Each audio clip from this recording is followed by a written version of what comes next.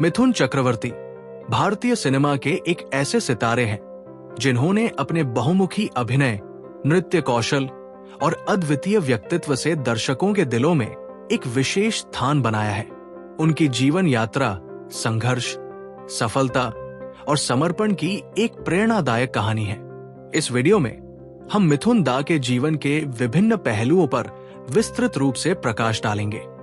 16 जून 1950 को कोलकाता में जन्मे मिथुन चक्रवर्ती का वास्तविक नाम गौरांग चक्रवर्ती था। उनके पिता बसंत कुमार चक्रवर्ती एक टेलीफोन एक्सचेंज में सुपरवाइजर थे और माता शांति रानी चक्रवर्ती एक गृहिणी थी।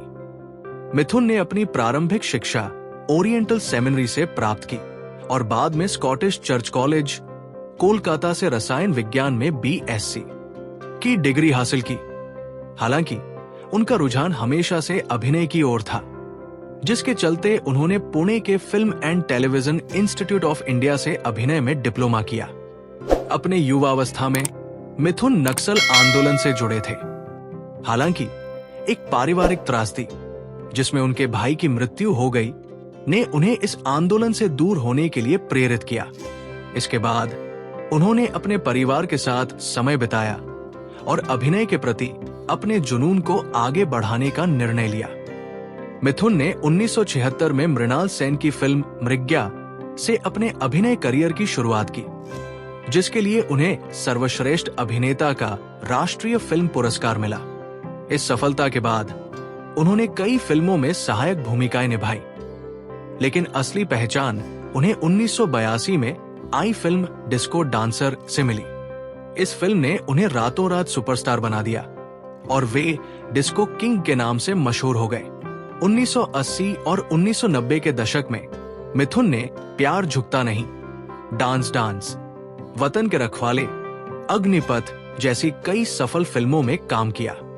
उनकी बहुमुखी प्रतिभा ने उन्हें एक्शन, रोमांस, ड्रामा और कॉमेडी जैसी विभिन्न शैलियों में सफल बनाया। मिथुन ने 1979 में अभिनेत्री योगिता बाली से विवाह किया।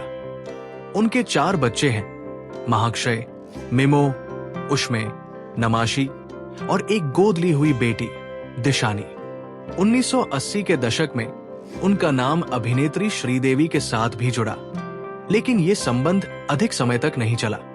2014 में मिथुन तृणमूल कांग्रेस के टिकट पर राज्यसभा के सदस्य बने।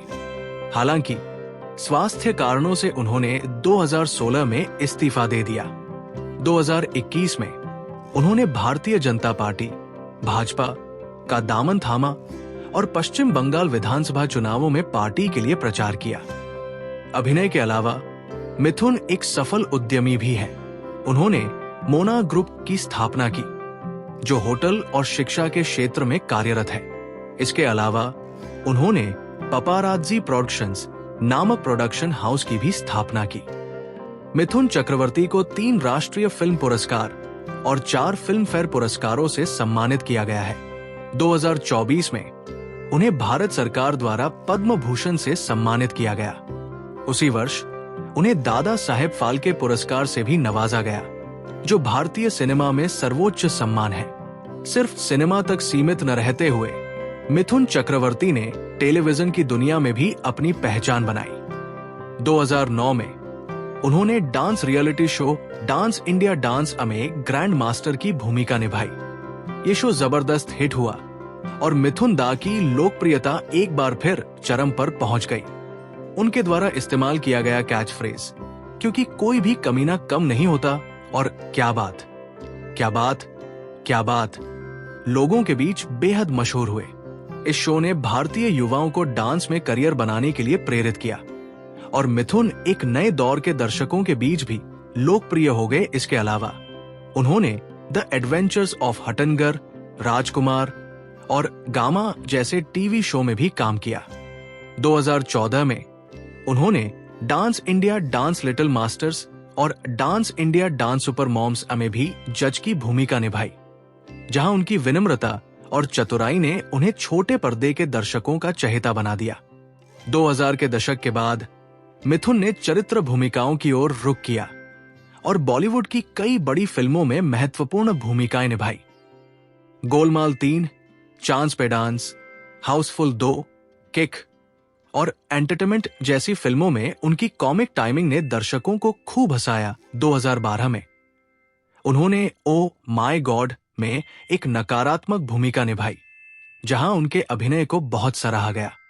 फिर 2015 में उन्होंने हिम्मतवाला में अपनी पुरानी फिल्म की यादें ताजा कराईं। मिथुन चक्रवर्ती ने न सिर्फ बॉलीवुड बल्कि बंगाली सिनेमा और दक्षिण भारतीय फिल्मों में भी अपनी छाप छोड़ी।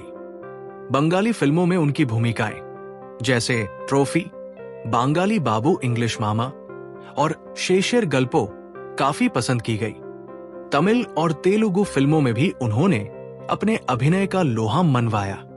1998 की तमिल फिल्म राजा और 2003 की कन्नड़ फिल्म मनस्या में उनके काम की काफी सराहना हुई।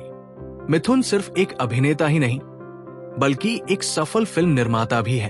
उन्होंने पपाराज्जी प्रोडक्शंस नामक प्रोडक्शन हाउस स्थापित किया, जिसके तहत कई फिल्में बनाई गई। इसके अलावा उन्होंने मोनार्क ग्रुप की भी स्थापना की, जो होटल और शिक्षा के क्षेत्र में कार्यरत है। मिथुन चक्रवर्ती सिर्फ अभिनय और राजनीति तक ही सीमित नहीं है, बल्कि वे एक सामाजिक कार्यकर्ता भी हैं।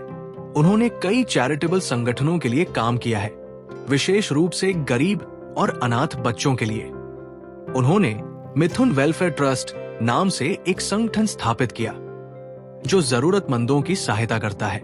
इसके अलावा वे कई एनजीओ के साथ जुड़े हुए हैं, जो गरीबों के लिए मुफ्त शिक्षा और चिकित्सा सेवाएं प्रदान करते हैं। 2021 में मिथुन चक्रवर्ती ने भारतीय जनता पार्टी भाजपा ज्वाइन की और पश्चिम बंगाल के विधानसभा चुनाव में एक महत्वपूर्ण प्रचारक की भूमिका निभाई। उन्होंने कई रैलियों में हिस्सा लिया और जनता से भाजपा के समर्थन में वोट करने की अपील की।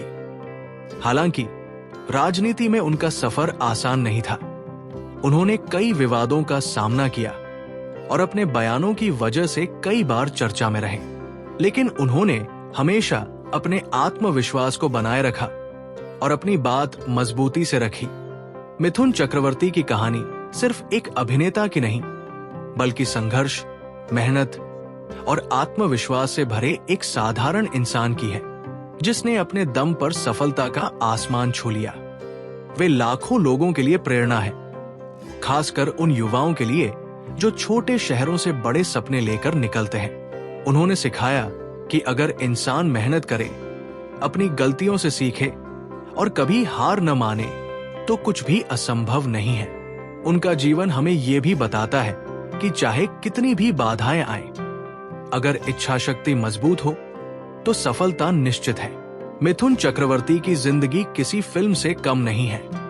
एक गरीब परिवार से आने वाले इस व्यक्ति ने बॉलीवुड पर राज किया, राजनीति में कदम रखा, समाज सेवा की और आज भी लोगों के दिलों में बसे हुए हैं। उनकी कहानी उन सभी के लिए एक सबक है जो सपने देखने की हिम्मत रखते हैं। संघर्ष और सफलता के इस सफर में मिथुन दा ने ये साबित कर दिया कि अगर दिल में जज्बा हो तो हर मुश्किल आसान हो जाती है।